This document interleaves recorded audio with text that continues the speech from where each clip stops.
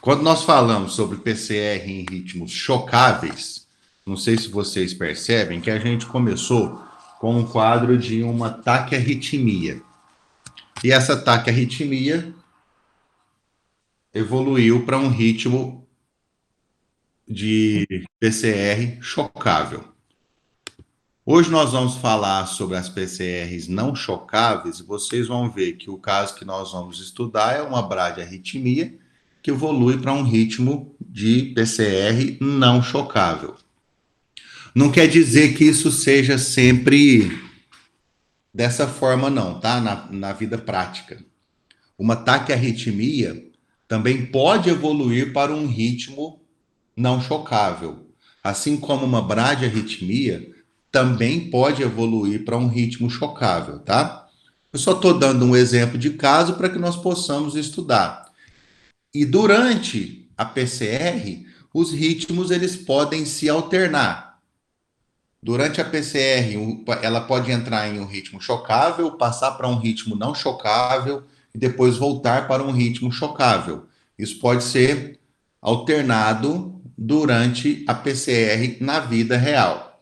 Mas como a gente estuda PCR em ritmo chocável, PCR em ritmo não chocável, na vida prática, quando isso acontecer, quando esses ritmos alternarem, nós vamos iniciando os protocolos de acordo com o ritmo que aparecer.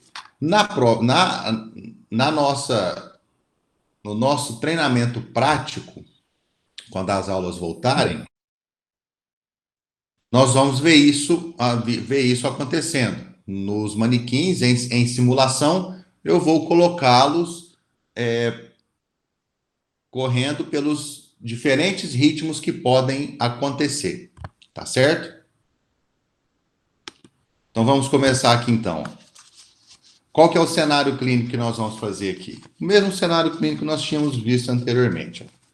Você se encontra de plantão na sala de urgência, quando é avisado pela enfermeira responsável pela triagem para atender um paciente que foi classificado como situação de emergência pelo protocolo de Manchester.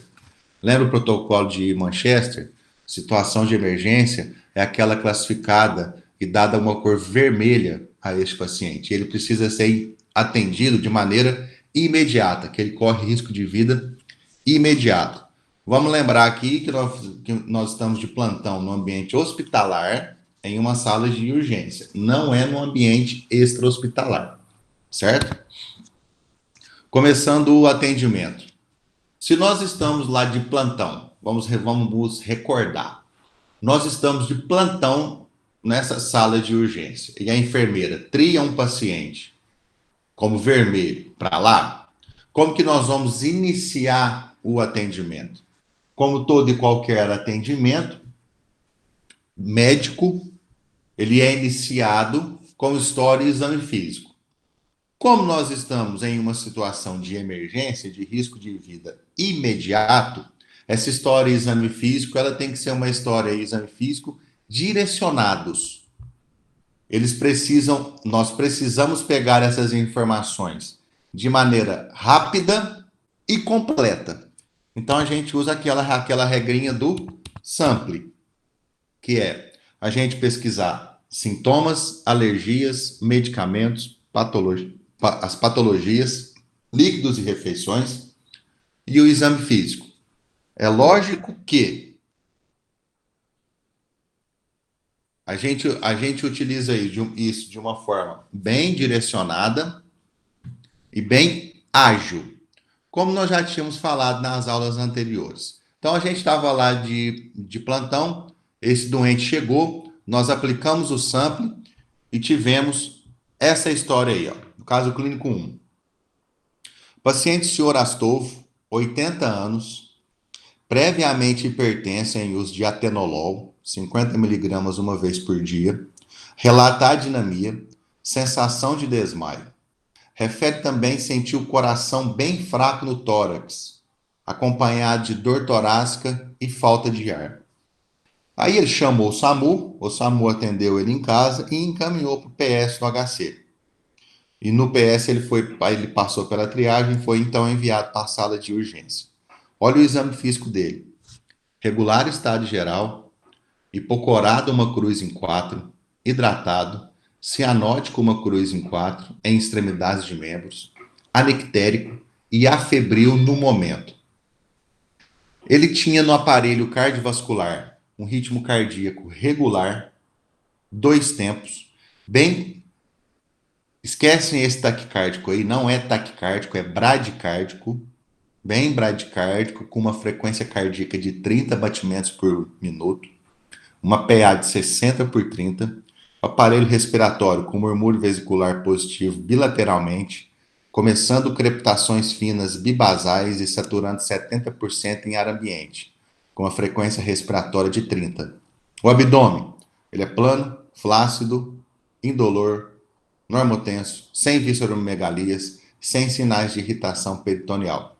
O neurológico, sonolento, com força preservada em todos os membros, eudiado coxinético, reflexos periféricos presentes, pares cranianos sem alteração. O que a gente consegue pensar dessa história? A gente já pensa, seguindo aquele mesmo ritmo que a gente vem fazendo desde a primeira aula, que é aplicar o sample, colhendo história e exame físico, e dessa história pegar os sinais e sintomas principais, vendo o que? Se o paciente ele tem instabilidade hemodinâmica ou não, certo? Quais são os critérios de instabilidade hemodinâmica? Taquidispneia, rebaixamento do nível de consciência, sinais de hipervolemia ausculta pulmonar, hipotensão, sinais de má perfusão e dor no peito. Veja bem, esse doente ele tem todos esses sinais, todos esses critérios de instabilidade hemodinâmica. Ele tem uma taquidispneia, ele está com a frequência respiratória de 30 e saturando 70% em ar ambiente. Ele tem rebaixamento do nível de consciência porque ele já começou a ficar sonolento, o exame neurológico mostrou isso. Ele tem sinais de hipervolemia ausculta pulmonar, sugerindo o início de edema agudo de pulmão, que ele já começou a ter sinais de crepitações finas bibasais. Ele tá hipotenso, que ele está com uma PA de 60 por 30. Ele tem sinais de má perfusão, porque ele já começou com cianose em extremidades de membros. E ele tem dor no peito. Ou seja, o que a gente já resume dessa história? É um paciente que está bradicárdico e instável, tem instabilidade hemodinâmica. Então a gente fez o sample, colheu a história, exame físico, observamos os critérios de instabilidade e agora nós vamos começar a tratar. Quais são as primeiras condutas? Igual a gente já tinha falado antes, é o móvel, monitorização, oxigênio e veia. Nós vamos pedir para monitorizar esse paciente, nós vamos fazer uma suplementação de O2 para ele, seja via catéter ou seja via máscara, e pedir para adquirirmos um acesso venoso calibroso, 1 ou 2 acessos venosos calibrosos para esse doente. Então, esse é o fluxo que a gente sempre segue, ó.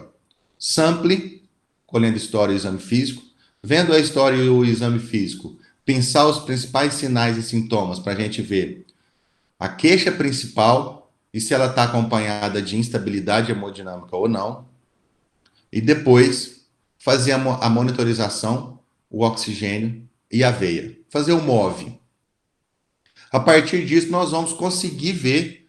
Nós temos o doente nas nossas mãos, porque nós já sabemos o que ele está sentindo, qual que é a queixa dele, sabemos como ele está clinicamente, se ele está estável ou instável, e já estamos com ele monitorizado com oxigênio e com veia pega.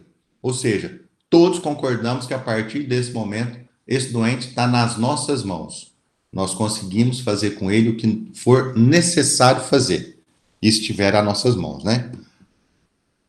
Então, se a gente fez a monitorização, o oxigênio e a veia, a gente pode esperar e ver o que apareceu na monitorização. E na monitorização apareceu isso aí, ó. Um paciente com um BAV em primeiro grau, igual nós já tínhamos conversado anteriormente. Como que nós fazemos a avaliação do eletrocardiograma na sala de emergência? Primeiro nós vemos frequência. Aqui nós vemos que a frequência dele está baixa. O exame físico mostrou isso para a gente já. Depois a gente vê o QRS, se é estreito ou alargado. O QRS é estreito. Além dele ser estreito, ele é um QRS regular, certo? O doente tem onda P.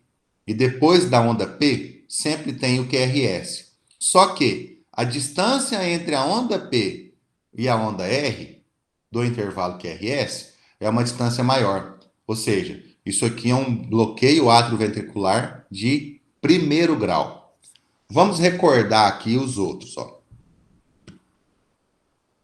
Para a gente avaliar esse traçado eletrocardiográfico aqui, esse doente ele tem frequência cardíaca dele baixa, o QRS dele é estreito e não é regular, é irregular, certo? Ele tem onda P e nem toda onda P tem um QRS depois. Aqui eu tenho uma onda P e um QRS. Aqui eu tenho uma onda P e um QRS. Aqui eu tenho a onda P e um QRS. Aqui a onda P já caiu aqui em cima da onda T e tem outra onda P depois. O que que isso mostra para mim? Olha a distância entre essa onda P e a onda R aqui, a distância entre essa onda P e a onda R e a distância entre essa onda P e a onda R. Essas distâncias consecutivas. Veja bem que essa distância de onda P e onda R, em cada batimento cardíaco, ela vai aumentando até o momento em que eu tenho uma onda P sozinha, sem um QRS depois. Ou seja, isso aqui é aquele, igual eu já disse na aula anterior, isso aqui é o fenômeno de Wenckebach. Quando acontece o fenômeno de Wenckebach, nós temos um BAV de segundo grau, tipo MOPS 1, certo? Que é o aumento progressivo e consecutivo do intervalo PR até a onda P ser bloqueada. Em linguagem figurada, isso aqui mostra o quê? A onda P ela começa a falar: eu vou bloquear. Vocês estão percebendo que eu vou bloquear? Vocês não estão vendo que eu vou bloquear. Bloqueei. Ela vem avisando que vai ter o bloqueio, até ela bloquear de maneira evidente, certo? Outro traçado eletrocardiográfico possível é esse aqui, diferente daquele outro que nós vimos. Nós temos aqui onda P e QRS, onda P e QRS. Vocês podem perceber que a distância consecutiva das ondas P com os R's, essas distâncias elas são iguais. Não tem esse aumento do intervalo PR. Se não tem o aumento do intervalo PR e a gente percebe depois onda P sem QRS e onda P sem QRS, aqui não existe o fenômeno de Wenckebach. Não avisa que vai ter o bloqueio. Simplesmente bloqueia. O intervalo PR, ele é constante até eu ter o bloqueio completo. Se não tem o fenômeno de Wenckebach, isso aqui é chamado bloqueio atrioventricular segundo grau, tipo MOPS 2. E eu posso ter o terceiro ritmo, ó, que é onda P completamente desconexa do QRS. Eu tenho onda P e tenho QRS. Só que o QRS bate independente da onda P. A onda P bate independente do meu QRS. Você quer chamar de bloqueio atrioventricular total. Então, se a gente tem um doente que chega no nosso, na sala de urgência, queixando de bradicardia com sinais de instabilidade, independente de qual tipo de bradicardia seja, se ele estiver instável, se tem instabilidade hemodinâmica, ó, com hipotensão, alteração aguda do nível de consciência, sinais de choque, desconforto torácico, insuficiência cardíaca aguda com as crepitações, início de edema agudo, se essa instabilidade se o doente é bradicárdico, com essa instabilidade aqui presente, ele está instável, o que a gente faz? Nós vamos chegar no eixo aqui, de tratar uma bradiarritmia instável. E bradiarritmia instável a gente trata com tratamento de primeira linha e tratamento de segunda linha.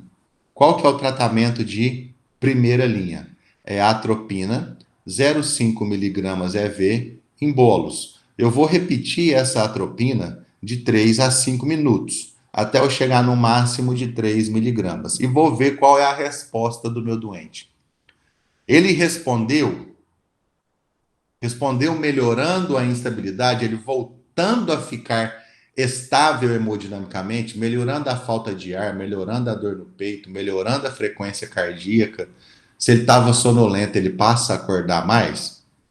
Sim, respondeu a atropina. Ótimo, nós conseguimos estabilizar o doente. Pode ter os casos em que a gente faz a atropina e o doente ele não responde. Se ele não responde, eu vou passar para o tratamento de segunda linha, que é estimulação com marcapasso transcutâneo ou infusão de dopamina, 2 a 10 microgramas por quilo minuto, EV, contínuo, ou adrenalina, 2 a 10 microgramas por minuto, EV. Vou escolher um dos três, o que estiver mais ao meu alcance. Marcapasso transcutâneo, dopamina ou epinefrina, adrenalina, certo? Nesse caso especificamente, ó, teve um porém. Porém, esse doente chegou, nós percebemos que ele estava instável, fizemos atropina, chegamos até a dose máxima de atropina, fazendo o tratamento de primeira linha. Chegou na dose máxima, ele não teve resposta, então a gente lançou a mão dos tratamentos de segunda linha, e a droga que tinha as nossas mãos naquele momento era a dopamina. Então nós começamos a fazer a dopamina para ele, para estabilizar o doente. Só que, porém, durante a infusão, o início de infusão da dopamina, de maneira contínua, o paciente parou de conversar com você e perdeu toda a contactuação com o examinador. Ou seja, um doente que nós estávamos conversando com ele até agora, independente se ele estivesse sonolento, mas ele nos respondia, interagia com a gente, contactuava com a gente, começou a infundir a dopamina, ele parou de conversar. Parou. Não tem mais conversa nenhuma. O que nós precisamos fazer? Se um doente estava lá com a gente, conversando, contactuando, e de repente ele perdeu toda e qualquer contactuação. Parece que ele perdeu o nível de consciência dele. Nesse exato momento, a gente tem que checar o ritmo cardíaco. Para ver se ele mantém ritmo cardíaco, né? Qual que é o ritmo cardíaco dele? Lembremos que quando a gente iniciou o atendimento, esse paciente estava monitorizado, e nós o mantivemos monitorizado. Então, nós vamos checar o ritmo cardíaco. E o ritmo cardíaco dele é esse. Ou seja, ele manteve um ritmo cardíaco que ele tinha anteriormente. Ele tem o mesmo ritmo cardíaco que ele tinha. Bom, se ele tem ritmo cardíaco, então, e é um ritmo organizado, não é aquele ritmo desorganizado de fibrilação ou taque ventricular, é um ritmo, por mais que ele seja bloqueado, ele é um ritmo organizado, tem onda P e tem o QRS. Se ele tem ritmo, gravem isso, se ele tem ritmo, nós temos que ver se ele tem pulso. Posteriormente, nós vamos checar o pulso. Se lembram que na aula passada eu tinha falado, se for uma FV ou uma TV, se o doente evoluir para uma fibrilação ventricular, eu preciso checar o pulso? Não, fibrilação ventricular ele não tem pulso. Agora, se o doente tem esse ritmo aqui, é um ritmo organizado, será que ele tem pulso? Não sei, ele pode ter ou não ter. Então, eu checo o ritmo, se o ritmo é organizado, depois eu checo o pulso. E onde que eu checo o pulso? Lembremos disso também, o pulso é checado nas veias calibrosas, de circulação central, femoral ou carótida, nas artérias, né? Desculpem, nas artérias calibrosas, circulação central, carótida ou femoral.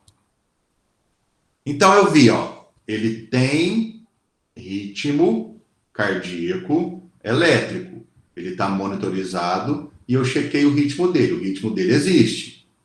Só que quando eu fui palpar o pulso dele está ausente. Se ele tem ritmo, mas não tem pulso, ele tem uma parada cardiorrespiratória. Porque aquela atividade elétrica que o coração tem, ela não faz nenhuma atividade mecânica. O doente não tem pulso. Então, ele está parado. Se ele está parado e tem ritmo, isso aqui é chamado de AESP, atividade elétrica sem pulso.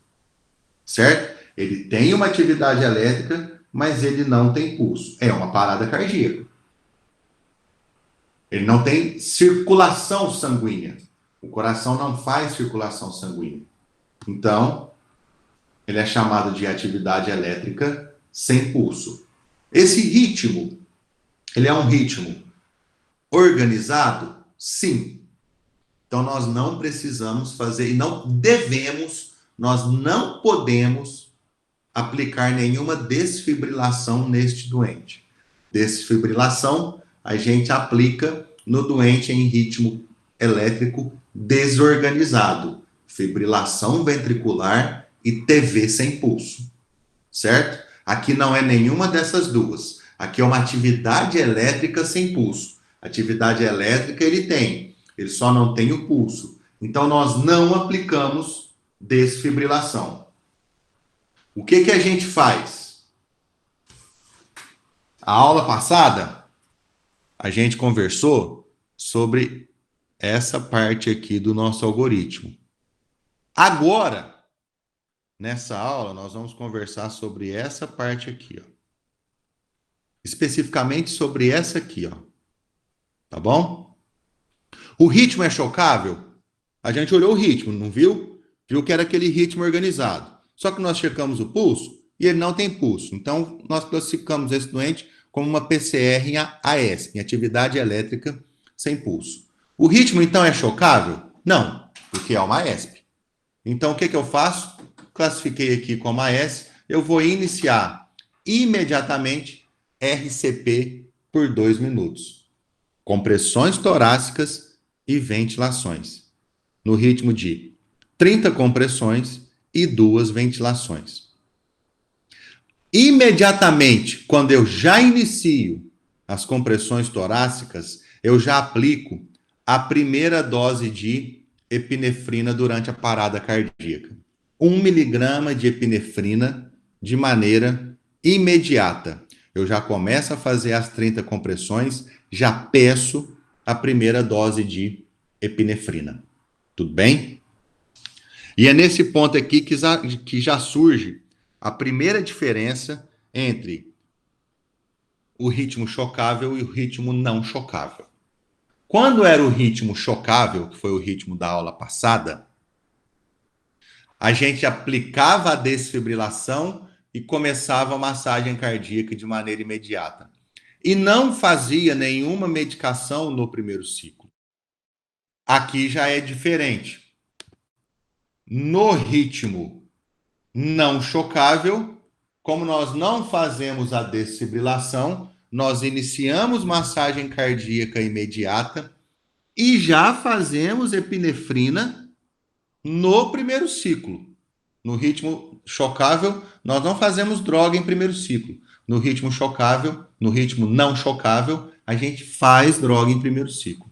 Certo? Então já começa a massagem cardíaca, 30 compressões e 2 ventilações, e já aplica a primeira dose de epinefrina. Uma regrinha básica. Epinefrina, ela é realizada, administrada, a cada 3 a 5 minutos. Certo? Então vamos fazer uma continha aqui, ó. Para evitar da gente ficar contando o tempo da epinefrina. Cada ciclo de massagem cardíaca dura 2 minutos, certo? Então, se eu fizer epinefrina a cada 2 ciclos, eu vou fazer epinefrina de 4 em 4 minutos. Ou seja, está dentro dos 3 a 5 minutos preconizado para que nós façamos epinefrina. Então, eu vou fazer epinefrina em ciclos alternados. De que forma? Eu peguei o primeiro ciclo aqui, ó, e já iniciei as massagens cardíacas. 30 compressões e 2 ventilações. E já fiz a epinefrina. E já solicitei a administração de 1 miligrama de epinefrina. Imediato. Então eu vou fazer essa ressuscitação cardiopulmonar por 2 minutos. No final de 2 minutos, eu faço o quê? 2 minutos, gente. Eu vou checar e olhar o ritmo. Se o ritmo continua o mesmo, ritmo anterior, com atividade elétrica, eu checo o pulso. O paciente continua sem pulso. Ou seja, o paciente continua em atividade elétrica sem pulso, continua parado. Eu reinicio as compressões torácicas, então, por mais 2 minutos. 30 compressões e 2 ventilações. No ciclo anterior, eu apliquei epinefrina? Apliquei. Nesse ciclo agora eu aplico? Não. E vou tocar a ressuscitação cardiopulmonar por 2 minutos. No final dos 2 minutos, eu faço o quê? Checo o ritmo. O ritmo continua o mesmo. Então, eu checo o pulso. Paciente sem pulso, continua em AESP. Eu reinicio compressões torácicas, 30 compressões e 2 ventilações. Faço epinefrina agora? Faço, porque no ciclo anterior eu não fiz. Então, eu vou fazendo epinefrina alternando os ciclos. E no final de cada ciclo, no final de cada 2 minutos, eu checo o ritmo e palpo o pulso. Certo? O que eu tinha dito até então que salva a vida? Compressões torácicas bem feitas e desfibrilação imediata. Bom, professor, mas o senhor disse que no ritmo de AESP, ou assistolia, eu não dou choque. Eu não faço desfibrilação. Então, o que vai me ajudar a salvar a vida aqui? Só a compressão torácica bem feita? Porque quando eu estou falando de ritmo chocável, se eu faço a compressão torácica bem feita e faço desfibrilação imediata, eu salvo vida. Nesse outro ritmo aqui, como eu não tenho a desfibrilação imediata, sobra somente as compressões torácicas para eu ajudar o doente, para eu salvar a vida desse doente? Não. Existe uma outra coisa aqui que aí entra só para os ritmos não chocáveis, que ajuda a salvar a vida, que é eu reconhecer, tentar descobrir qual que é a causa dessa parada cardiorrespiratória em ritmo não chocável. Quais são as causas possíveis? São os 5Hs e 5Ts, certo? Quais são os 5Hs? Um dos Hs, hipovolemia. Paciente hipovolêmico, ele pode parar em AESP. Então, durante a parada cardíaca, se eu imaginei que poderia ser hipovolemia, durante a parada cardíaca, eu reponho volume nele. Tudo bem? Hipoglicemia, que é um outro H. Se durante a parada cardiorrespiratória eu imaginei que esse doente possa estar hipoglicêmico, eu faço glicose nele durante a parada cardíaca. Quando que eu faço qualquer uma dessas coisas? Quando você pensar. Pensou, faz. Independente que seja no meio, no final ou no início do ciclo. Pensou, administra. Pensou, trata. Se eu pensei que é hipovolemia, na hora que eu pensei, eu já faço soro. Se eu pensei que é hipoglicemia, na hora que eu pensei, eu já faço a glicose. O outro, hipo ou hipercalemia. Potássio, alterações dos níveis de potássio. Qual que é o outro H? Eu já falei de hipovolemia, hipoglicemia, hipohipercalemia. Acidose, H+. Por isso que ele entra nos Hs. H+, acidose.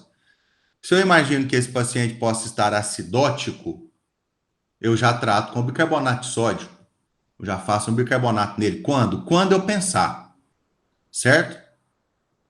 Então, já falei. Hipovolemia, hipoglicemia, hipohipercalemia, H+ de acidose.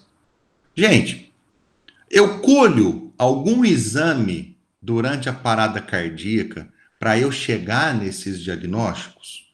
Não. O diagnóstico ele é empírico, é pela história clínica.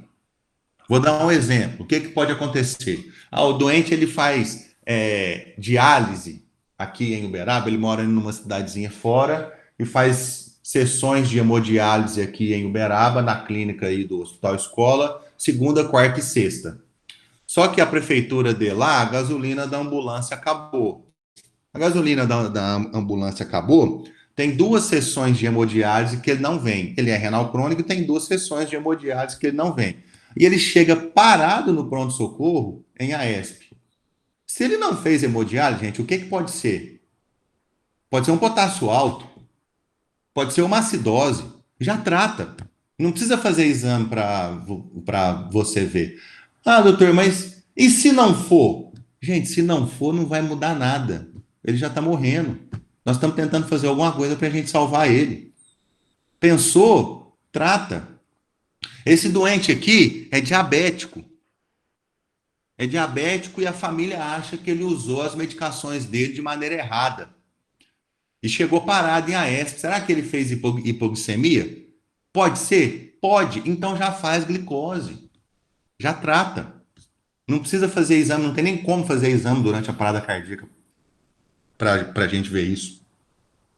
Ah, esse aqui é um vozinho acamado que tem uma semana que ele está com diarreia volumosa.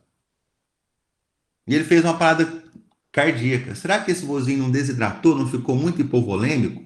E ele parou por hipovolemia? Trata, certo?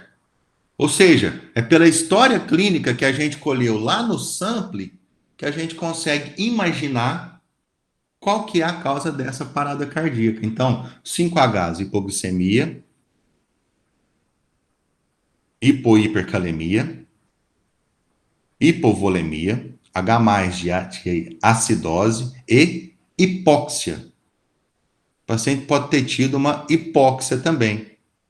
E hipóxia leva a ESP. Trata a hipóxia. Dá oxigênio para ele durante a parada cardíaca. Certo? Agora, nós falamos dos 5Hs. Tem os 5Ts também, que é TEP. O paciente ele pode ter um tromboembolismo pulmonar e parar em AESP. O paciente pode ter trombose coronária, T de trombose coronária. O que é trombose coronária? IAM. O paciente pode ter infartado e parou em AESP. Certo?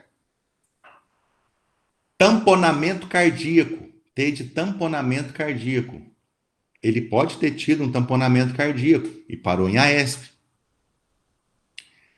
Ele pode ter uma tensão no tórax, T de tensão no tórax. O que é uma tensão no tórax? É um pneumotórax.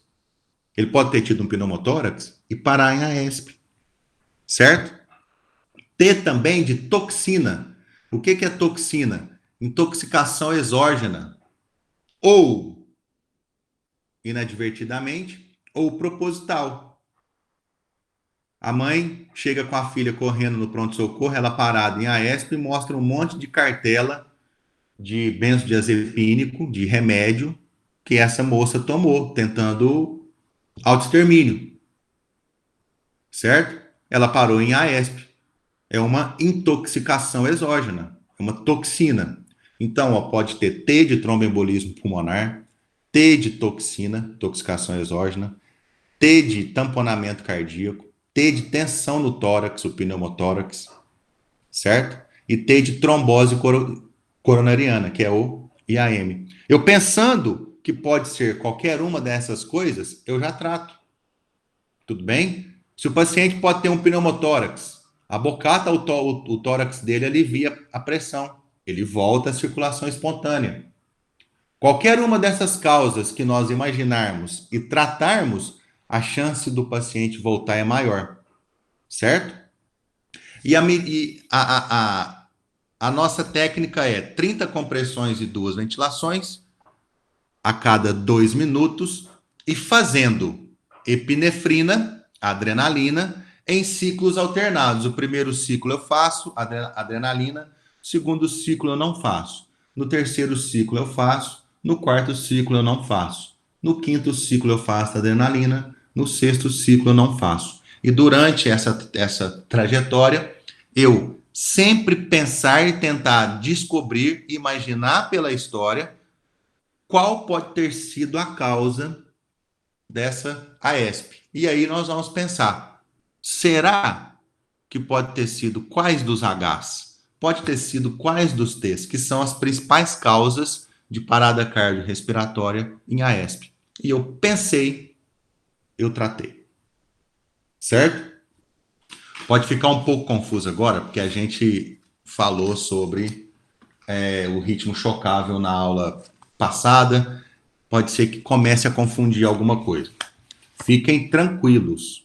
Na aula prática, nós vamos treinar exaustivamente todos esses ritmos. Tudo que eu estou falando aqui na parte teórica, eu vou voltar a falar na parte prática e agora com vocês atuando, fazendo as compressões, administrando as medicações, administrando os choques quando necessário. Tudo bem, gente?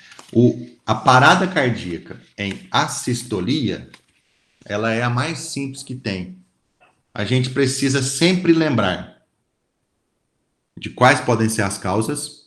Quer dizer, o protocolo é o mais simples, né? Estou falando que ela é simples de retorno, não. Mas o protocolo é mais simples.